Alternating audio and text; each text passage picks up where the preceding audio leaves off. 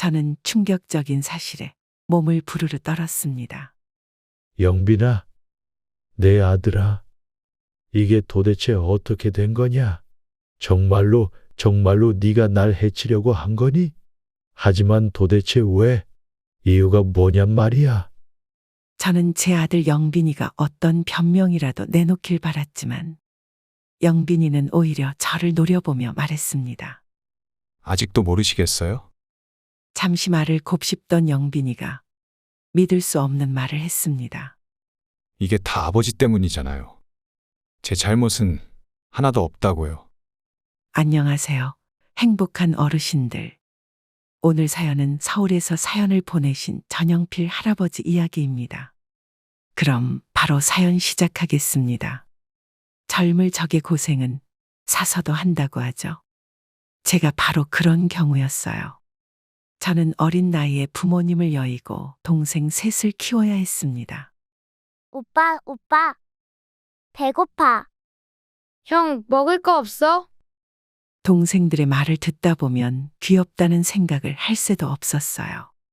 가난이라는 올가미가 제 목을 점점 옥죄어 오는 게 느껴졌거든요.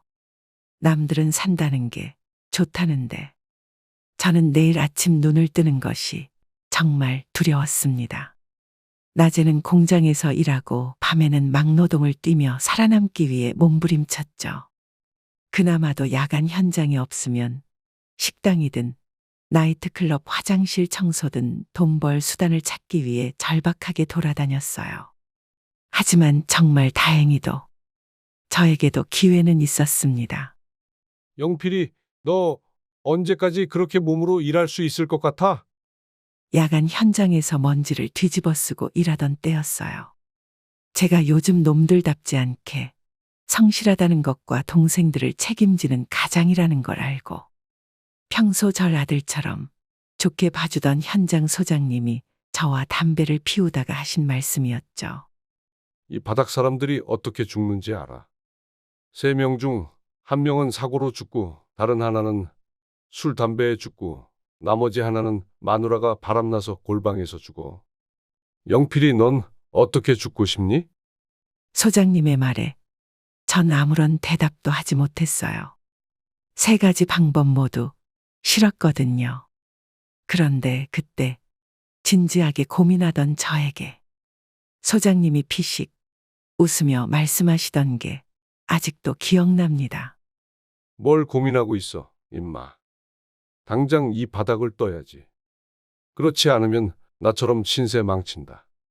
그날 새벽 현장 일을 마치고 돌아가려던 저에게 소장님은 묵직한 가방을 내미셨습니다. 이거 들고 가. 집에 도착할 때까지는 절대 열어보지 말고. 이게 뭐냐고 제가 물어보려고 하자 소장님은 씩 웃으며 말씀하셨어요. 들고 가라면 들고 가, 임마. 고기랑 떡이랑 용돈 좀 넣어놨으니까. 가져가서 동생들하고 맛있는 것도 좀 사 먹고. 남은 걸로는 네 인생 살아. 나처럼 신세 망치지 말고. 아참, 그리고 소장님이 잠시 말을 멈추었다가 입을 열었어요. 내일부터는 현장 나오지 마라. 내가 너 방금 자른 거야, 임마. 저는 그런 농담하지 마시라고 웃으면서 감사하다고 말하며 나왔습니다. 고기를 말씀하신 거 보니까 그냥 용돈이랑 고기나 떡이 담겨 있나 보다. 소장님이 열지 말라니까 열지 말아야지. 그렇게 간단하게 생각하고는 집으로 갔어요. 와, 형 왔다. 오빠, 가방은 뭐야? 안에 뭐가 들어있어? 저는 피곤해서 지친 마음에 동생들에게 가방을 아무렇게나 맡기고는 씻으러 들어갔습니다. 한창 씻고 있는데 바깥에서 동생들이 제잘거리는 소리가 들리더군요. 뭐가 그리 신이 났을까 싶어 나가봤는데 아니 글쎄 오빠, 우리 이제 부자야? 부자다. 이제 우린 부자다. 고기랑 떡이 들어있다던 소장님이 준 가방에는 현금 뭉치가 가득 담겨 있었습니다. 얼핏 보아도 제가 몇 년은 일해야 벌 수 있을 돈이었어요. 분명 행운이죠. 행운인데 아이러니하게도 그 많은 돈을 보게 되니까 덜컥 겁이 나더라고요. 소장님이 왜 나한테 이 많은 돈을 준 거지? 팔자에 맞지 않는 돈은 복이 아니라 독이라고 하지 않습니까? 그래서 너무 무서워서 일단 동생들에게 가방을 건드리지도 말라고 했어요. 그리고 그 상태로 꼬박 밤을 새웠습니다. 뜬 눈으로 밤을 지내면서 얼마나 고민했는지 몰라요. 얼마인지는 몰라도 저 돈이라면 우리 집 고생은 끝인데 곧 학교에 갈 우리 동생들 입을 걱정, 먹을 걱정 없이 지낼 수 있을 텐데. 하지만 그런 생각이 들 때마다 눈을 질끈 감았습니다. 저 돈은 애초에 내 것이 아니라고. 분명 소장님이 무언가 착각해서 나에게 준 것일 거라고. 지금쯤 애타게 돈을 찾고 있을 거라고 믿었습니다. 그래서 일부러 돈이 얼마인지 세보지도 않았어요. 얼마인지 정확히 알게 되면 더 욕심이 생길 것 같아서요. 사람이 사람답기를 포기하면 그 사람의 인생은 그것으로 끝이라고 믿었습니다. 다음 날 아침 일찍 일어나 현장으로 향했습니다. 소장님은 거의 현장 사무실에서 숙식을 했으니 더 마음이 흔들리기 전에 가방을 돌려줄 생각이었거든요. 그런데 현장에 도착하기도 전에 사람들이 몰려있는 게 보였어요. 경찰차도 보였죠. 불길한 직감이 들었습니다. 곧바로 달려가 아는 사람에게 물었어요. 무슨 일이 있는 거냐고요. 소장님이 어젯밤에 뛰어내리셨어. 현장 옥상에서 말이야. 순간 그 말을 듣고 너무 놀랐습니다. 인파를 헤치고 들어가 보니 정말 처음 보는 복장의 경찰들이 우르르 와서 흰 천으로 덮인 소장님을 둘러싸고 자기들끼리 무어라 말을 하고 있더군요. 나 때문인가? 설마 나한테 돈 가방을 주고 너무 놀라서 그만 목숨을 놓으신 건가? 너무 두렵고 무서워서 눈물이 절로 났습니다. 그런데 그때 아까 말했던 동료가 다가오더군요. 눈물을 바로 흘리는 거 보니 너도 어지간히 놀란 모양이구나. 하긴 나도 깜짝 놀랐어. 소장님이 자기 집에 안 돌아가고 맨날 현장에서 숙식하는 이유가 자기 집사람 때문일 줄이야. 자기 집사람 때문이라고? 제가 놀란 듯 동료를 바라보니까 말을 이어서 해주더군요. 아직 못 들은 모양이네. 소장님 품에서 유서가 발견됐어. 자기 집사람이 바람났다면서? 알고 보니까 소장님 아들, 딸도 모두 애초부터 다른 놈씨였던 모양이야. 그러니까 뻐꾸기 짓을 당한 거지. 부모도 없이 자기 아내랑 아들, 딸만 바라보던 사람이었는데 그렇게 뒤통수를 맞았으니 정신이 나갈 만도 하지. 그런데 더 웃긴 건 뭔지 알아? 심지어 그 여자가 소장님 돈 뜯어내려고 고소를 한 모양이더라고. 결국 궁지에 몰리니까 소장님이 저런 선택을 하신 거지. 여하간 죽은 사람만 불쌍해. 얼만지는 몰라도 소장님이 그간 모은 돈은 그대로 그 여자한테 갈 텐데 말이야. 등 뒤에 진 가방의 무게가 더욱 무거워지더군요. 전날 밤 소장님이 하신 말씀이 떠올랐어요. 남은 돈으로는 네 인생 살라고. 내가 방금 너 잘랐으니 내일부터는 나오지 말라고. 그래서 그런 말을 한 거였구나. 하지만 왜 내가 소장님께 그리 대단한 걸 해드린 적도 없는데 도대체 왜? 동료가 혀를 끌끌 차며 말하더군요. 소장님 평생 소원이 자기 자식들하고 오순도순 사는 거였는데 그걸 다 망쳐버리다니. 하여간 바람난 년놈들은 다 죽여야 한다니까. 동생들 때문이구나. 소장님이 세상을 떠나기 직전에 날 선택한 이유가 다름 아닌 내 동생들, 그 아이들을 키우는 저에게 감정이입을 한 덕분이라는 걸 그때서야 깨달았습니다. 등 뒤에 짊어진 가방의 무게는 그날따라 유난히 무겁게 느껴졌습니다. 저는 그 무게가 단지 가방 안에 든 현금 때문이 아니라 소장님의 마음과 그분의 삶이 모두 담겨 있다는 걸 알았습니다.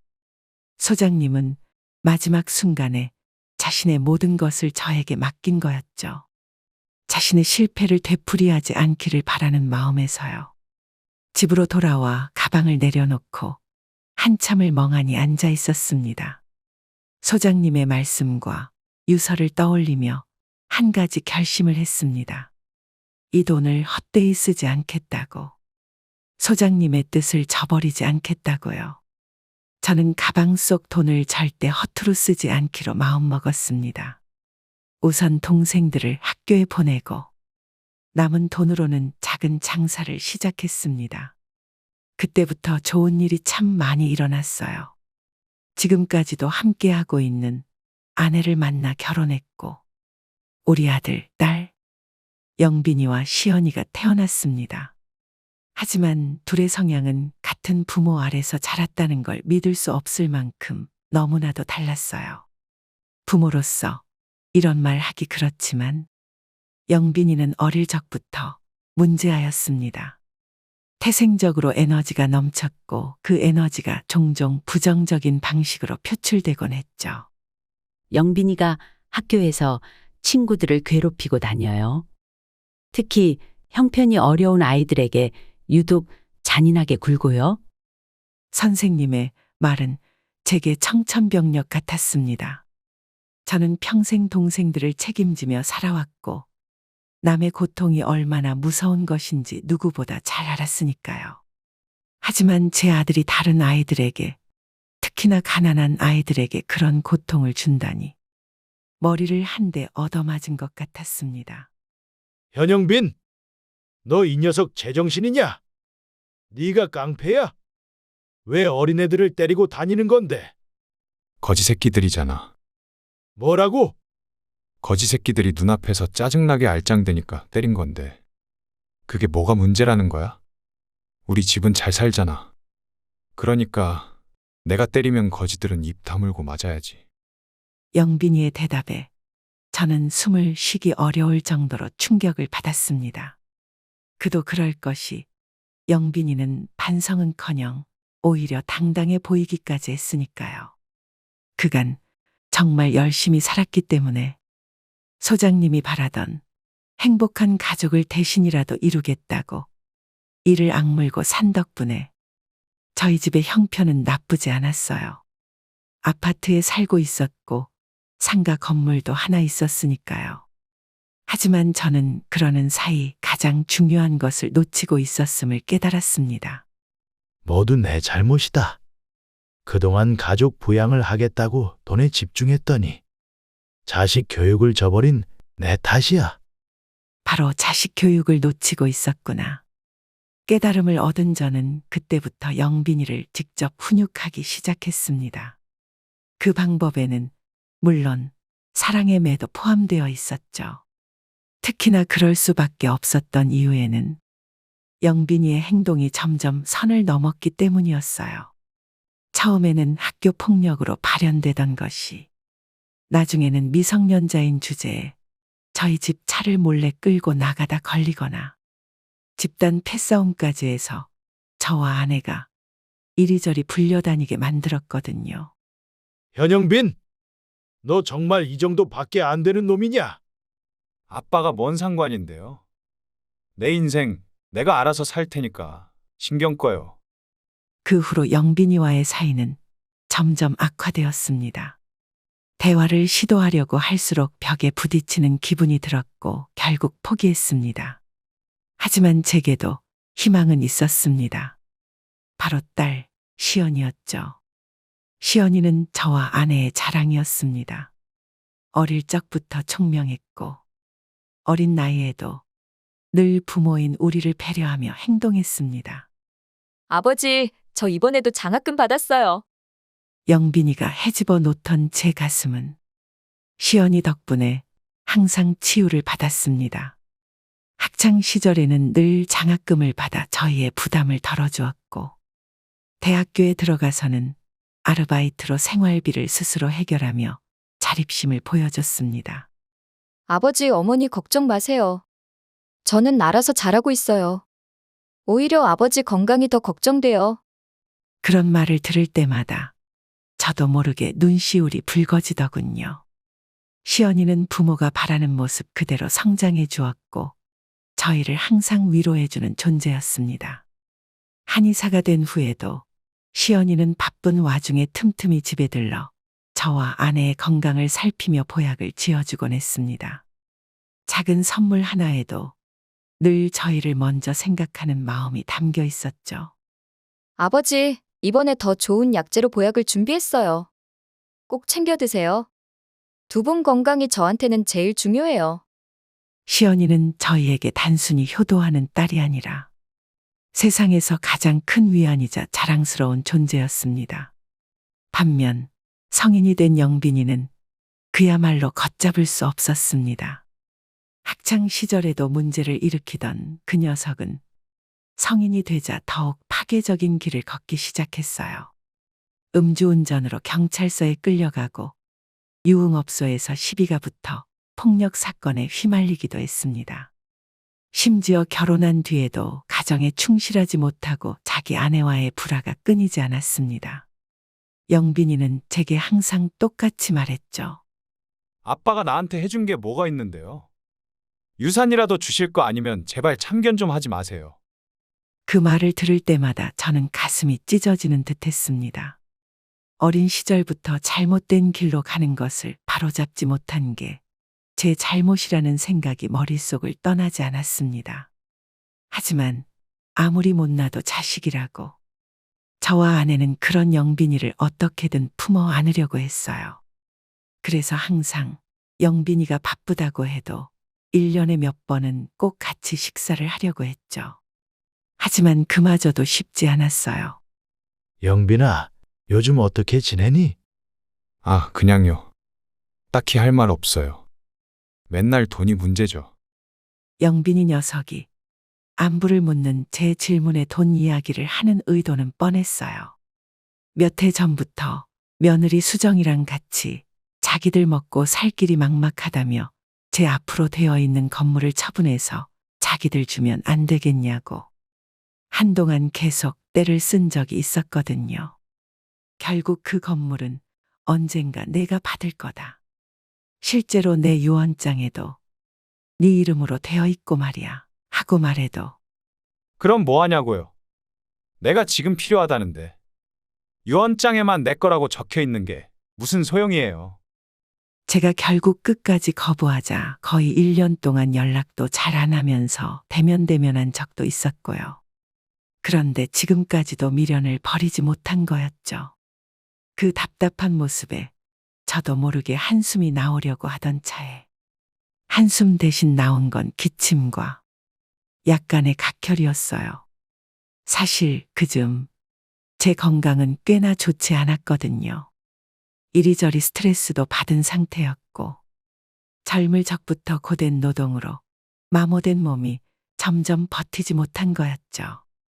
제가 기침을 하자 가장 먼저 반응한 것은 며느리 수정이었습니다. 아버님, 요즘 많이 피곤하신 것 같아요. 괜찮으세요? 괜찮다. 별일 아니다. 감기 기운이 좀 있어서 그래. 저는 대수롭지 않게 넘기려 했지만 그때 영빈이가 제가 휴지로 각혈한 피를 닦는 것을 발견하고 말았어요. 영빈이는 잠시 멈칫하더니 다소 놀란 얼굴로 물었습니다. 아빠, 이게 뭐예요? 피예요? 괜찮다. 별일 아니다. 그냥 기침하다가 나온 거다. 하지만 영빈이는 그 말을 듣고도 고개를 갸우뚱하며 의심스러운 눈빛을 거두지 않았습니다. 수정이는 한 걸음 더 다가와 걱정스러운 얼굴로 말했습니다. 아버님, 이런 건 그냥 넘기시면 안 돼요. 병원에 꼭 가보셔야 하는 거 아니에요? 저는 고개를 저으며 단호히 말했습니다. 안 가도 된다. 나이 들어서 몸이 좀 약해진 것뿐이야. 그런데 그때였어요. 사람이 참 신기한 게 누군가 나에게 나쁜 마음을 품고 있으면 그게 본능적으로 느껴지나 봐요. 영빈이가 저를 알 수 없는 눈빛으로 바라보며 말을 했거든요. 아빠, 생각해보니까 오히려 잘 됐네요. 제가 아는 형님이 강남에서 되게 유명한 한의사거든요. 아빠도 아마 이름 들어보셨을 거예요. TV에도 자주 나오니까. 영빈이의 말을 들어보니 정말 제가 들어본 적이 있는 사람이더군요. 그런데 문제는 이어지는 영빈이의 말이었습니다. 그분이 저랑 호영오지 않은 사이라 제가 말만 하면 언제든 대한민국 최고 좋은 약을 다려주세요. 이번에 아빠 몸도 안 좋고 하시니까 제가 한번 알아봐 드릴게요. 저는 괜찮다며 손사래를 쳤어요. 됐다. 내 딸이 한의사인데 뭐 다뤄 남이 다려준 한약을 먹어. 아빠도 참. 시연이 걔 말만 한의사지 뭐 제대로 알지도 못해요.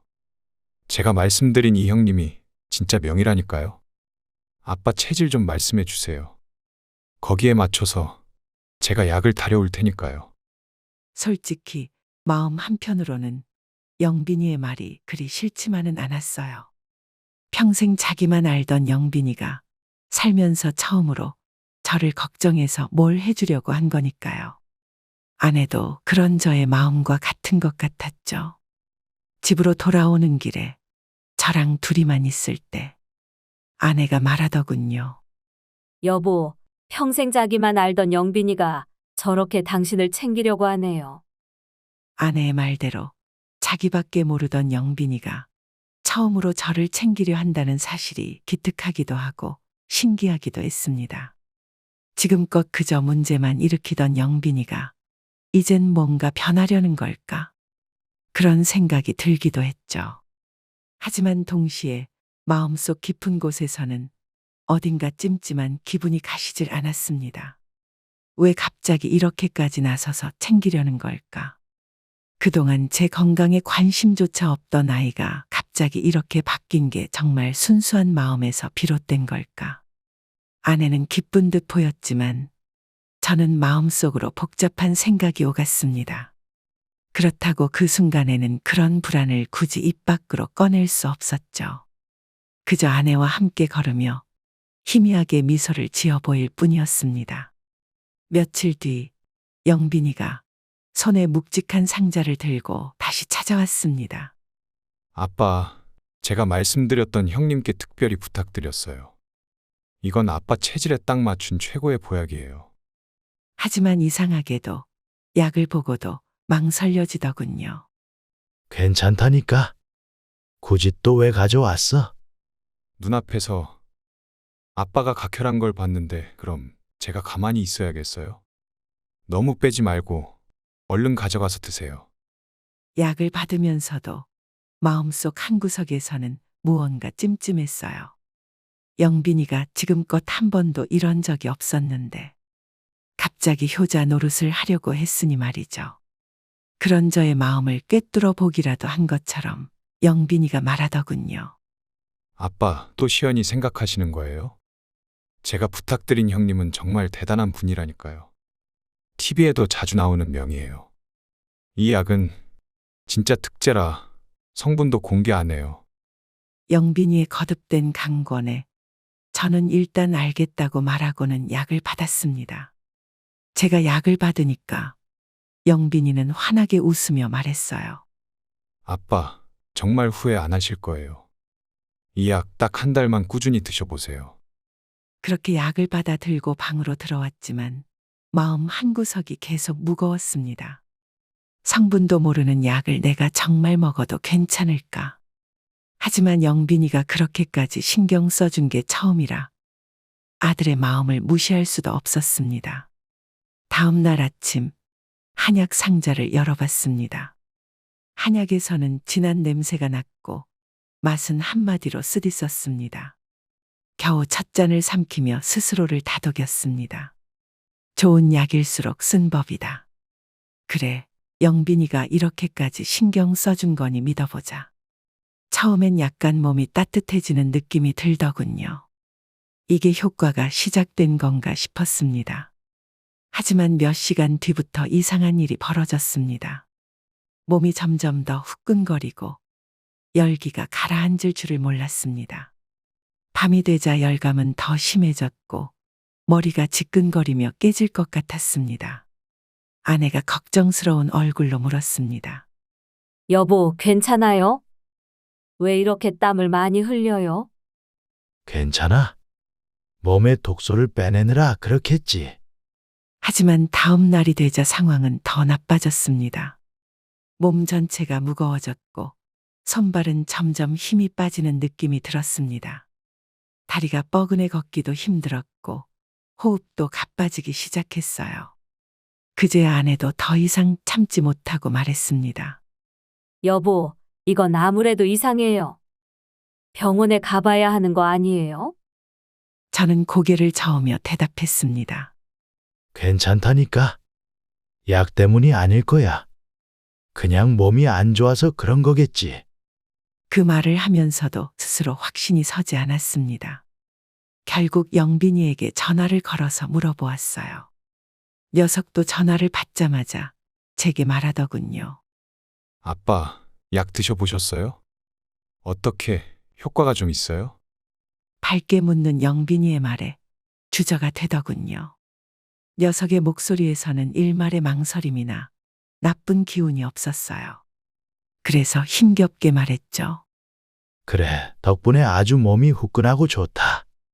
그런데 영빈아, 이 약 말이다. 대체 어떤 성분으로 만든 거니? 네? 갑자기 그건 또 왜 물어보시는 건데요? 그게 먹어서 좋기는 한데 몸이 너무 어지러운 것 같기도 해서 말이야. 아, 그거 명현현상이에요. 코피나 그런 게 나도 마찬가지로 나쁜 피를 빼는 거니까. 그냥 조금만 버텨보세요. 아무리 제가 말을 돌려서 해보아도 영빈이는 끝내 약의 성분도 그렇다고 무언가 더 나아지게 도와주지도 않더군요. 결국 약을 먹은 지 일주일째 되는 날 결국 침대에서 일어나지도 못하게 되었죠. 다리는 감각이 없고 가슴은 답답해 숨을 쉴 때마다 고통스러웠습니다. 그날 밤 아내가 눈물로 애원하듯 말했습니다. 여보, 제발 병원에 가요. 이건 약 때문이에요. 도저히 그냥 둘 수 없어요. 하지만 저는 그 순간에도 영빈이를 의심하고 싶지 않았습니다. 약 때문이라니? 그렇다면 영빈이가, 내 아들이 나에게 일부러 나쁜 약을 줬다는 말이야? 제가 병원에 가지 않고 버텼던 이유는 만약 정말로 약에 문제가 있는 거라면 영빈이가 저를 일부러 해친 것이라는 말이 되기 때문이었어요. 다른 건 몰라도 그것만은 인정할 수 없었습니다. 그러자 아내가 말하더군요. 그럼 일단 약 먹는 건 잠시 멈춰보세요. 제가 시연이한테 가서 도대체 이놈의 약이 뭔지 알아보고 올 테니까요. 결국 저는 아내의 말에 고개를 끄덕였습니다. 그래, 약을 끊어보자. 그리고 시연이에게 알아보게 하자. 다음 날 아침 아내는 시연이에게 전화를 걸었습니다. 시연아, 네 아빠가 요즘 몸이 너무 안 좋아. 먹고 있는 약 때문인 것 같아. 네가 한번 봐줄 수 있겠니? 전화 속 시연이는 걱정스러운 목소리로 대답했습니다. 알았어요, 엄마. 그럼 제가 오후쯤에 한번 집에 들를게요. 얼마 지나지 않아 시연이가 집에 도착했습니다. 아빠, 괜찮으세요? 어디가 불편하신 거예요? 시연이는 저를 살피며 혈압을 재고 맥을 짚더니 걱정스러운 얼굴로 말했습니다. 아빠, 이건 심상치 않아요. 맥이 너무 빠르고 약해요. 요 며칠 드셨다는 약 좀 보여주세요. 시연이는 한약을 들여다보더니 얼굴이 점점 어두워졌습니다. 아빠, 이 약 성분이 전혀 적혀 있지 않아요. 이런 약은 그냥 드시면 안 돼요. 그 말에 아내도 놀라며 물었습니다. 그래? 그러면 이 약이 아빠 상태를 더 나쁘게 만든 거야? 시연이는 고개를 끄덕였습니다. 아빠 상태를 봤을 때 이 약 때문일 가능성이 높아요. 제가 병원으로 가져가서 성분을 확인해 볼게요. 그렇게 시연이는 약봉투를 들고 급히 병원으로 향했습니다. 몇 시간 후 시연이로부터 전화가 왔습니다. 그 내용은 충격적이었죠. 아빠, 이 약에 부자가 들어있었어요. 부자는 열이 많은 체질에는 정말 치명적이에요. 아빠처럼 원래 열이 많으신 분에게는 독이 될 수도 있는데 도대체 왜 이런 게 오빠가 준 약에 들어있는 건지. 그 말을 듣는 순간 머릿속이 하얘졌습니다. 부자라니. 이건 단순한 실수였을까? 아니면 고의였을까? 옆에서 듣고 있던 아내는 눈이 커지며 말을 잇지 못했습니다. 시연이는 한숨을 내쉬며 말했습니다.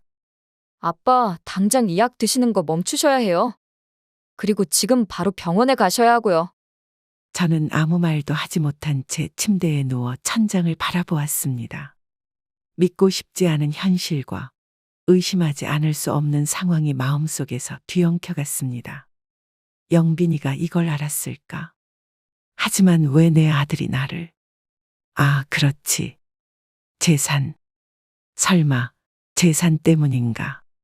그 순간 온몸이 얼어붙는 것 같았습니다. 그 생각이 머리를 스치자 심장이 내려앉는 것 같았습니다.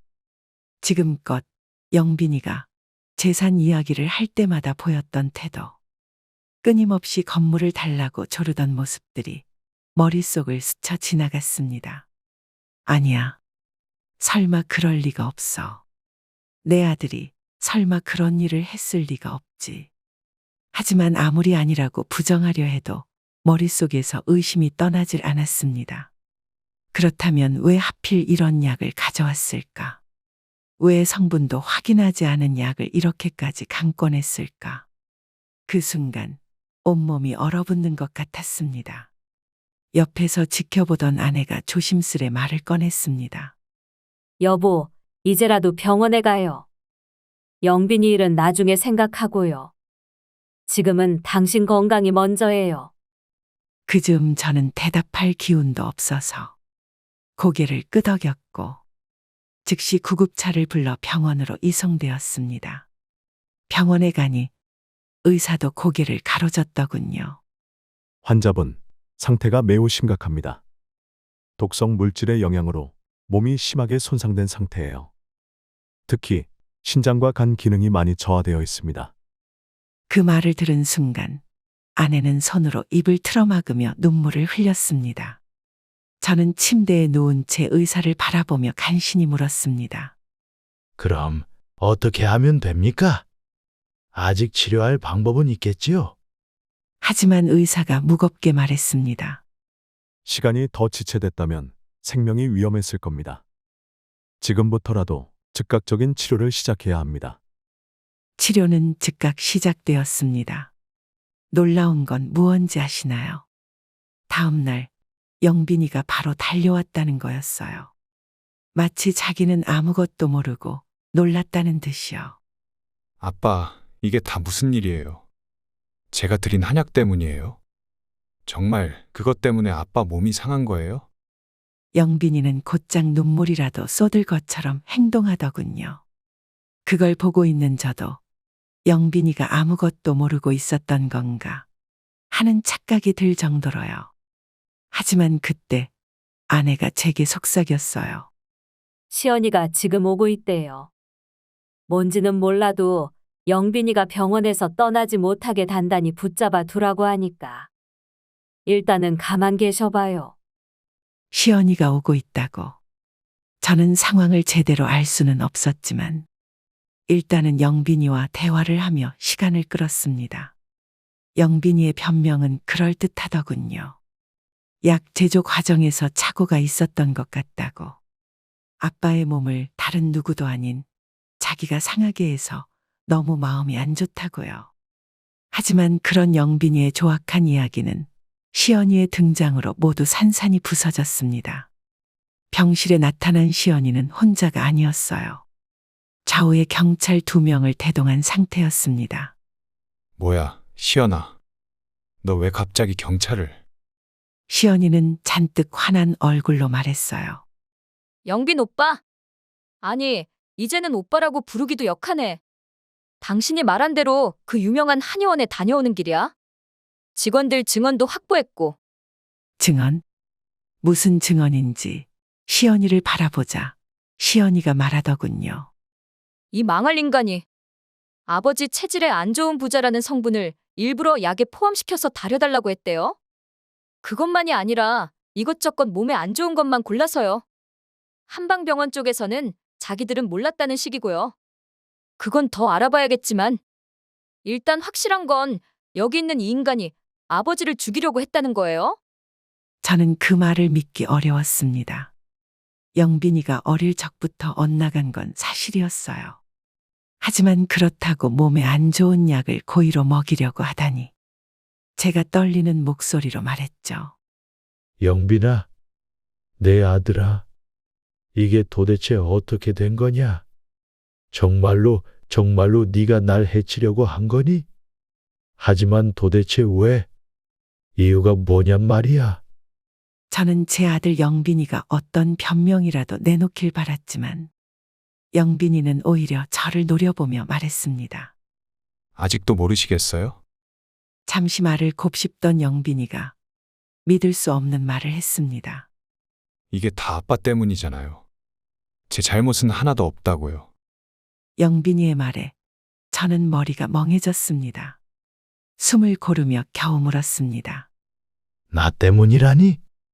내가 대체 뭘 잘못했는데 내가 왜 이런 짓을 한 거냐?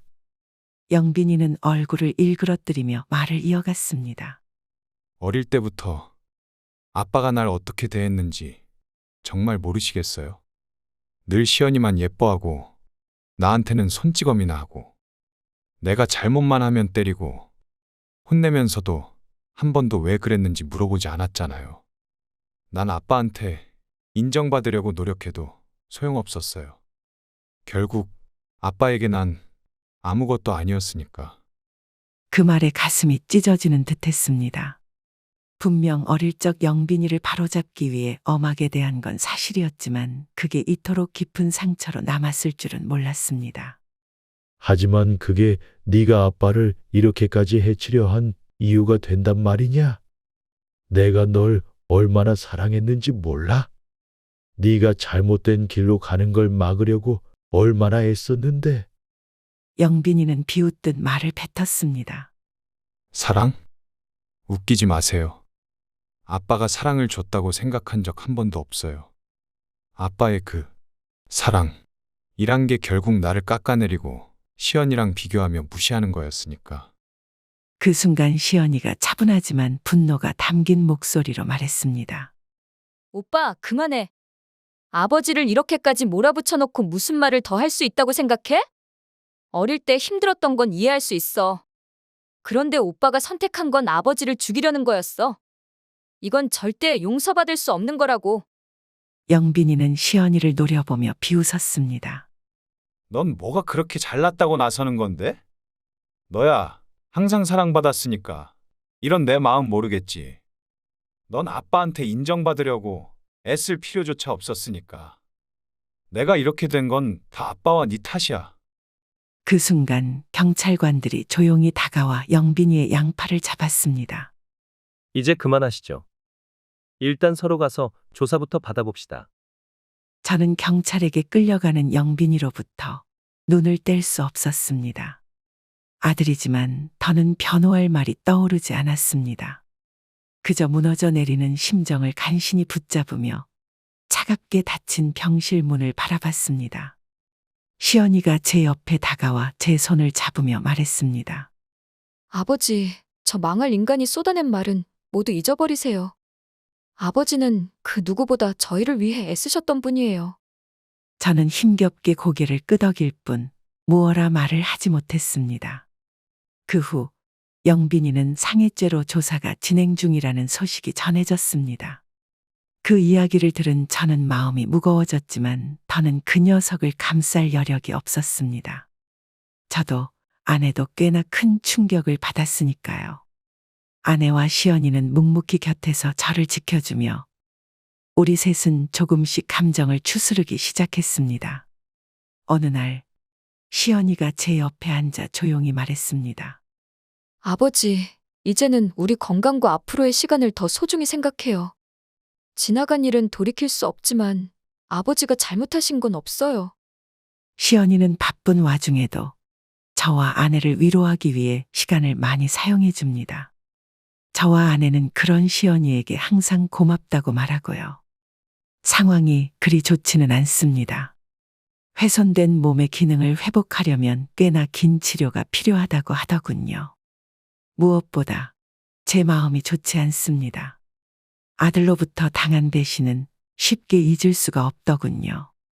하지만 그래도 어떻게든 이겨내 보려 합니다. 소장님이 저에게 맡긴 화목한 가정의 의지. 그 꿈을 시연이하고라도 함께 이루기 위해서는 제가 어떻게든 버텨야 하는 상황이니 말이죠. 아들에게 배신을 당했으니 정신이 아직도 얼얼합니다. 하지만 살아 숨쉬는 한 인생은 계속 이어지니 오늘도 내일도 저는 버티고 또 버틸 생각입니다.